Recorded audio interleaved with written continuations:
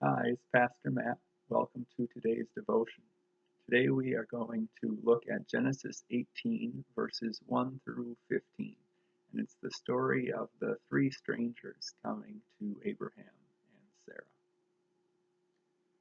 The Lord appeared to Abraham near the great trees of Mamre while he was sitting at the entrance to his tent in the heat of the day. Abraham looked up and saw three men standing nearby.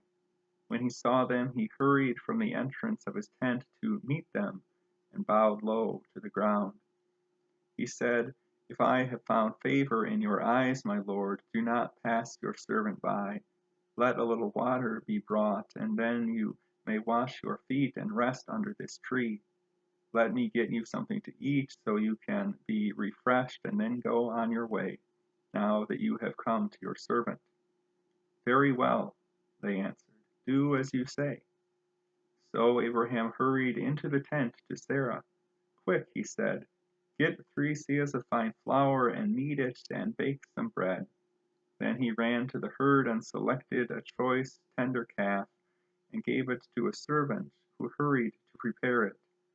He then brought some curds and milk and the calf that had been prepared and set these before them. While they ate, he stood near them under a tree. "Where is your wife Sarah?" they asked him. "There, in the tent," he said. Then the Lord said, "I will surely return to you about this time next year, and Sarah your wife will have a son." Now Sarah was listening at the entrance to the tent, which was behind him. Abraham and Sarah were already old and well advanced in years, and Sarah was past the age of childbearing. So Sarah laughed to herself as she thought, "After I am worn out and my husband is old, will I now have this pleasure?" Then the Lord said to Abraham, "Why does Sarah laugh and say, 'Will I really have a child now that I am old?' Is anything too hard for the Lord?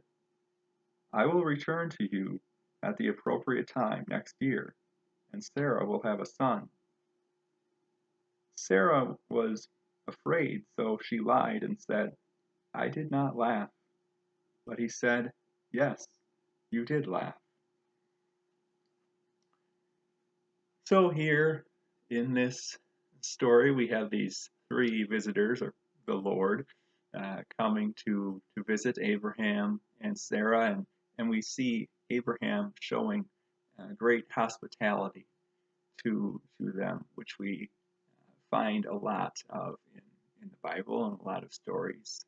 So we find the water being given to them to wash their hands and different types of food, the choice calf and the curds and the bread.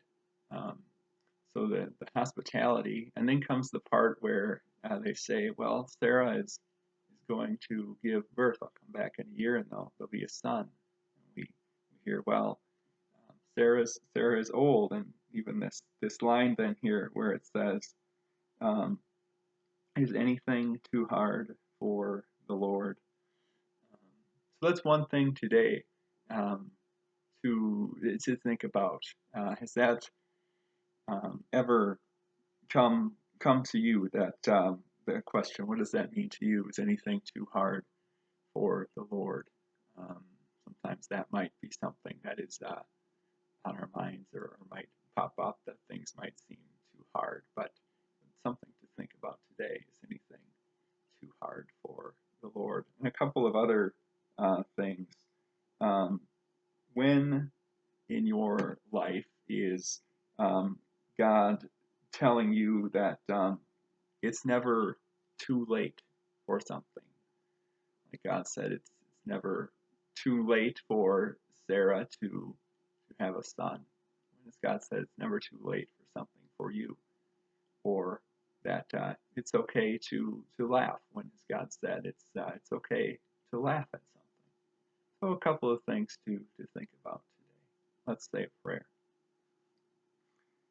Gracious God, we thank you that you are our God who allows us to laugh, allows us to be able to laugh at those times when it may seem like we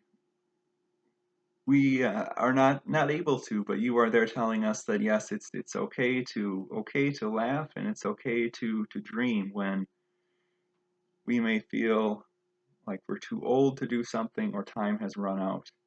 We are able to still do things because of you. Because of you, things are possible, as we hear in this story today.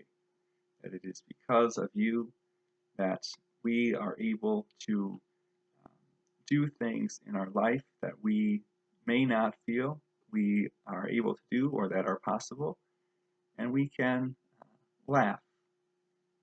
We are able to take things not quite as seriously, and just live our lives in a manner in which you want us to live them, knowing that you are in control, and that because of you, things are possible. Let us remember all of these things, and in these things we pray in Jesus' name. Amen. Have a good day.